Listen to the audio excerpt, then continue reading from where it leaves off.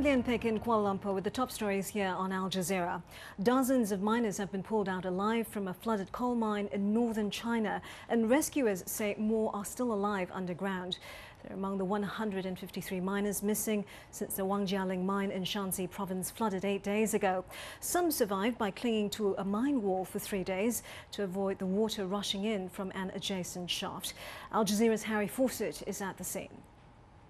It started off with a number of orange jumpsuited rescue workers running to the entrance to the mine, and then they were immediately followed by army soldiers rather. They screened, and they're still there. You can see them screening the entrance.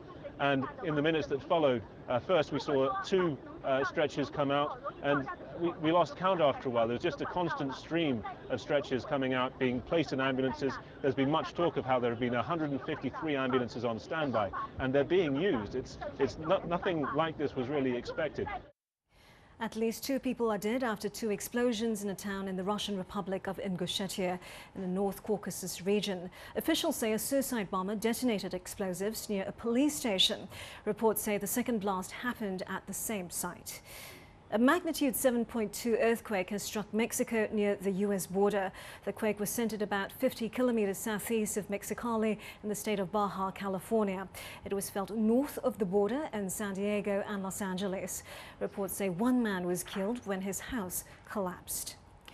Australian authorities are threatening to impose big fines on the owners and captain of a Chinese ship that's run aground on the Great Barrier Reef. The Sheneng 1 was in a restricted zone when it hit the reef on Saturday and ruptured a fuel tank.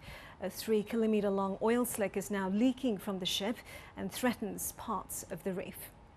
Delegates from the 5 Mekong River nations in Southeast Asia are meeting Chinese officials in Thailand to discuss cooperation on the river's resources.